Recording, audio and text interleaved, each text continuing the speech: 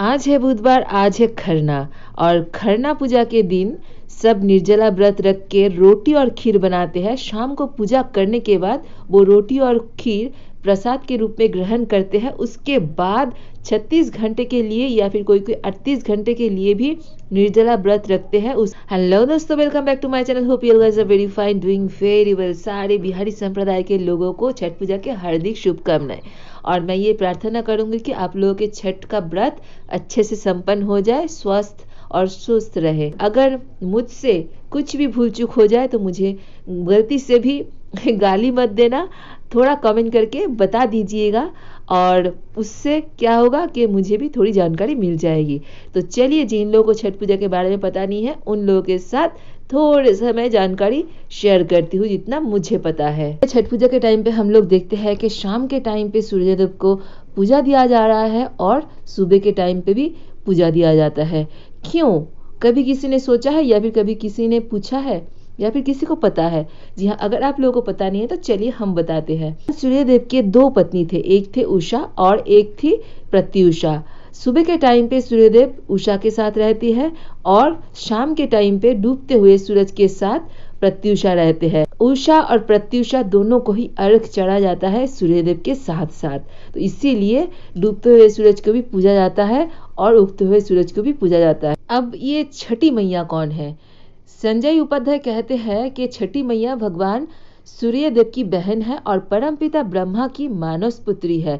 छठी मैया को संतान प्राप्त के लिए पूजा जाता है। तो देखा ना, अपने धर्म ग्रंथ से लेके पूजा पाठ में हमेशा औरत को, अपने बीबी को कितने इम्पोर्टेंस दिया जाता है। लेकिन यही समाज में लड़कियां, औरत बहुत ज़्यादा पीड़ित है। आप देखेंगे कि वहाँ पे कैसे दबाया जाता है। चलो, ये सब बातें हम बाद में करेंगे। अभी पूजा के मौसम है ना, तो पूजा के बारे में बात करते हैं। तो चलिए जानते हैं छठ पूजा में क्या क्या कैसे रिचुअल्स मनाया जाता है। बिहार, झारखंड, उत्तर प्रदेश के जो भी बिहारी संप्रदाय के लोग हैं वो लोग ये छठ पूजा बहुत धूमधाम से और श्रद्धापूर्वक मानते हैं और मनाते भी है। और ये बहुत कठिन पूजा है। बाकी जैसे हम लोगों का काली पूजा है बहुत ही टफ है, वैसे ही ये पूजा भी बहुत टफ होता है। और ये इन लोगों के लिए एक इमोशन है। जैसे हम बंगाली लोगों के दुर्गा पूजा, क्रिश्चियन लोगों के लिए क्रिसमस, मुस्लिम लोगों के लिए ईद, वैसे ही इन लोगों के लिए ये बहुत ही एक बड़ा इमोशन है। छठ पूजा जो है 4 दिन का पर्व है और बहुत धूमधाम से मनाया जाता है। पहला दिन है नहाए खाए, जो कि 5 नवंबर मंगलवार को हो गया है। कार्तिक मास के शुक्ल पक्ष के चतुर्थी तिथि में ये सब जो नहाए खाए पर्व है वो मनाया जाता है। महिलाएं इस दिन गंगा या फिर कोई भी पवित्र नदी में स्नान करके फिर सूर्यदेव को अर्घ चढ़ा के पूजा करके घर में आते हैं। घर के साफ सफाई करते हैं अच्छे से। उसके बाद लौकी, चना दाल और राइस को, कभी कभी तो दही भी इनके साथ खाया जाता है। और एक चीज़ है जो जिसको कहा जाता है बचका। बचका मतलब कुछ पकोड़ा टाइप होता है जो कि पटाटो, फिर पंपकिन, ये सब चीज़ों से बनता है। और छठ पूजा के दूसरा दिन है खरना, जो कि है आज बुधवार। कार्तिक मास के शुक्ल पक्ष के पंचमी तिथि में महिलाएं निर्जला उपवास रख के रोटी और खीर बनाती है। उसके बाद पूजा करके शाम के टाइम पे खीर और रोटी प्रसाद के रूप में ग्रहण करते हैं। प्रसाद ग्रहण करने के बाद 36 घंटे के लिए या फिर 38 घंटे के लिए निर्जला उपवास रखते हैं। नेक्स्ट डे, अगले दिन मतलब थर्सडे को डूबते हुए सूरज को अर्घ चढ़ाएंगे। डूबते हुए सूरज को अर्घ चढ़ाने के बाद महिलाएं घर के आंगन में 5 गन्ने मतलब आंख जो होते हैं ना, उसके मदद से कोशी का निर्माण करते हैं।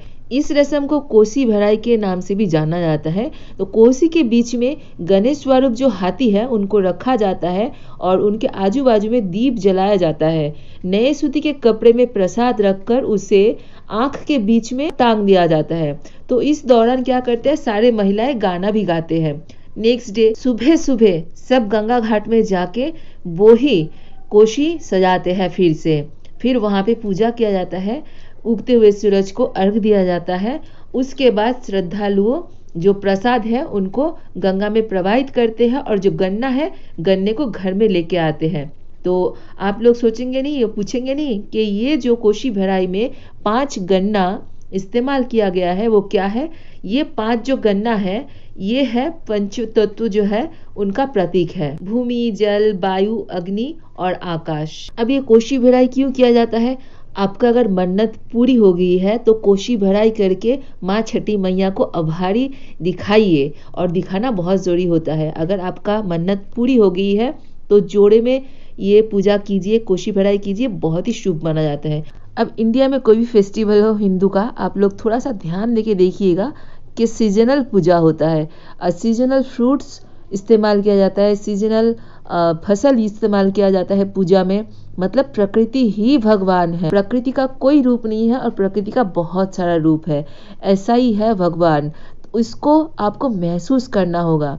इस पूजा में कहीं पर भी कोई नॉन वेजिटेरियन चीज़ नहीं डाला जाता है, एकदम ही शुद्ध शाकाहारी तरीके से बनाया जाता है। घी से बनते हैं खाना। गांव में अलग से मिट्टी के चूल्हा बनाया जाता है और आम के जो सूखे लकड़ी होते हैं उसी से ही पकवान बनाया जाता है, प्रसाद बनाया जाता है। ठेकुआ तो बहुत फेमस है, आप लोगों को पता ही है, क्योंकि सीजनल गुड़ जो होता है और गेहूँ होता है उसी को पीस के ठेकुआ बनाया जाता है और वो बहुत ही स्वादिष्ट है। मुझे भी बनाना आता है, क्योंकि एक बार मुझे प्रसाद नहीं मिली थी तो मैं गुस्से में आके घर में आई और मैंने खुद से यूट्यूब देख के बनाना शुरू कर दिया। और क्या बताऊँ, सही में बहुत बहुत स्वादिष्ट बनाया था मैंने, और बहुत ज़्यादा बनाया था। मैं ये ब्लॉग ख़त्म कर रही हूँ जस्ट एक बात बोल के। पूजा पार्वण के टाइम पे माँ गंगा को इतना ज़्यादा गंदे करते हैं हम लोग ना, क्या बताएं। तो अपना आस्था अपनी जगह पर है। कोशिश कीजिए आर्टिफिशियली पॉन्ड तैयार कीजिए, आर्टिफिशियली पानी को स्टोर करके वहाँ पे अपना जो आस्था है, अपनी भक्ति जो है दिखाइए। लेकिन नदी को गंदा करना बहुत ही ज़रूरी नहीं है। नदी को बचाइए, जल नहीं रहेगा तो हम भी नहीं रहेंगे। ये प्रकृति के लिए ही पूजा कर रहे हैं ना, तो प्रकृति को बचाना भी हमारा कर्तव्य है ना। जय जगन्नाथ, हर हर महादेव।